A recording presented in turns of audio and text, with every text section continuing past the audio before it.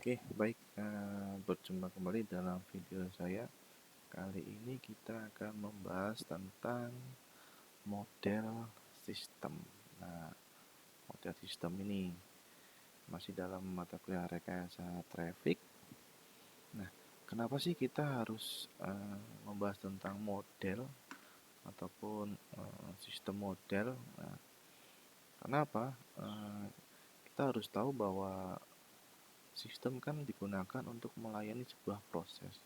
Nah, proses yang dilayani itu kan ada sesuatu yang perlu eh, perlu dilayani dengan baik agar hasilnya baik ya, seperti itu.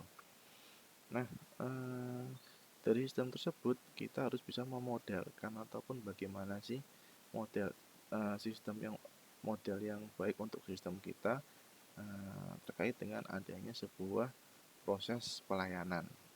Nah, di sini saya menggambarkan beberapa informasi. Jadi ceritanya seperti ini. Uh, ini yang saya kotain ini. Nah, kita sebuah kotak. Nah, ini kotak ya ini sentral ataupun node ataupun server. Sini ada yang masuk. Nah, sini ada yang dilayani.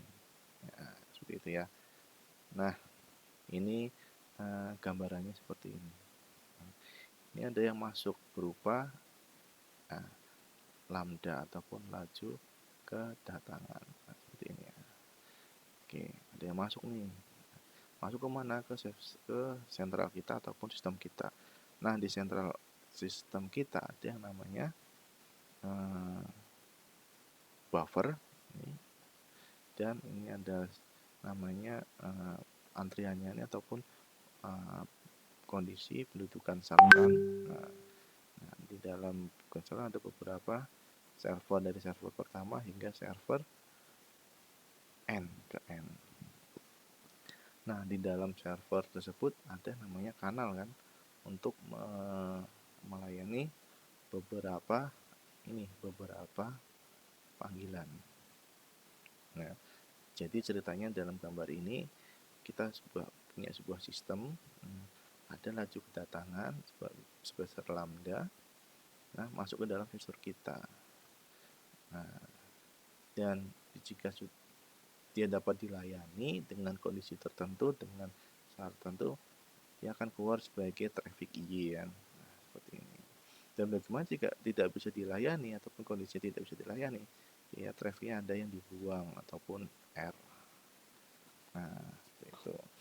Nah, jadi kondisi sederhananya dari penjelasan gambar ini, jika ada laju kedatangan ataupun traffic yang masuk ke dalam server kita, jika server kita menetapkan sebuah kondisi di mana harus mengantri ya, antri, jadi kita menggunakan sebuah buffer untuk menunggu. Nah, ruang tunggunya nih, ruang tunggu untuk dilayani. Karena di sini di depannya masih ada sebuah proses di mana di sini ada traffic yang menduduki kanal kita ataupun menduduki saluran kita. Jadi ngantri ya, jika tidak bisa masuk dia ngantri dulu nih. Misalnya gini, ada traffic yang masuk 10 set, tapi kapasitas sistem kita bisa melayani 9. Nah, karena kita kondisinya boleh masuk tapi harus tunggu dulu. Jadi satu traffic tersebut di sini menunggu di sini, di ruang tunggu ataupun di buffer. Nah, kalau ini sudah selesai ataupun ada hal yang kosong, nah dari 9 ini terus kosong dong berkurang menjadi 8 kan. Nah, di 8 ini masuk ke sini. Nah, ini berubah menjadi 0. Nah, masih ingat kan diagram apa namanya rantai Markov, ada kelahiran dan kematian, kelahiran dan kematian. Nah, harusnya kayak gini. Nah, itu penjelasan tentang bagian dari traffic sistem telekomunikasi kita ya kondisinya. Nah, itu ceritanya sedikit seperti itu. Jika kondisi servernya tidak bisa melayani, katakanlah misal ada yang data yang 10 nih, datang 10. Nah, terus di sini hanya bisa melayani katakanlah 9. Nah, yang satu gimana nih? Ya, kalau misalnya dia tidak mau menunggu ataupun dengan kondisi ataupun aturan nggak ada tempat untuk menunggu, nah dia langsung dibuang aja. Jadi R. Jadi yang bisa dilayani ya 9 traffic tersebut. Jadi itu tentang beberapa gambaran tentang sistem kita. Nah, dari gambaran tersebut kita bisa memodelkan suatu sistem. Nah, yang pertama yaitu loss system. Nah, loss system ini informasinya M-nya adalah 0 ataupun bufferingnya adalah 0. Jadi artinya tidak dilayani. Nah, kalau tidak dilayani bagaimana kondisinya? Ya bisa diblok, bisa juga dibuang. Nah, gitu. Ya kayak tadi penjelasan saya, jika ada traffic yang masuk 10, nah kapasitas kita adalah 9, ya udah yang satu dibuang ataupun diblok. Hanya 9 yang bisa dapat dilayani. Itu untuk kondisi yang loss system. Nah, yang untuk yang kedua, model kedua adalah queuing ataupun antrian.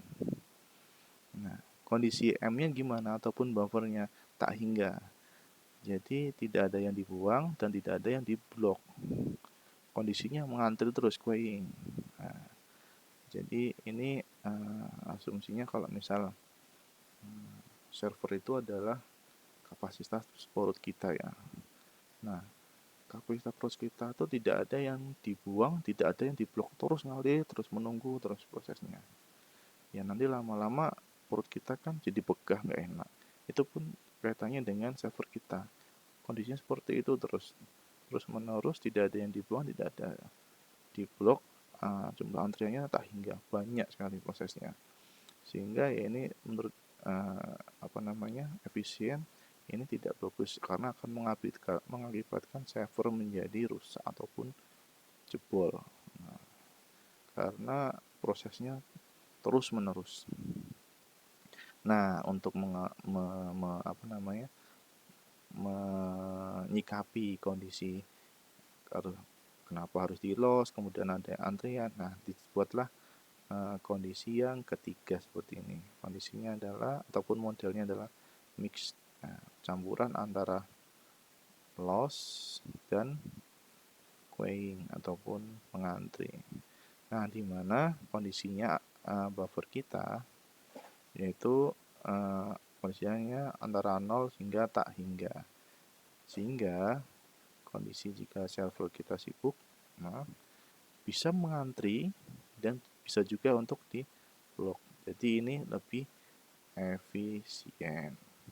Nah, itu terkait penjelasan tentang model sistem. Bisa dimodelkan dengan loss, bisa dimodelkan dengan queuing, ataupun bisa menggunakan mix ataupun campuran ataupun perpaduan dari loss dan queuing seperti itu. Oke, terima kasih, semoga bermanfaat.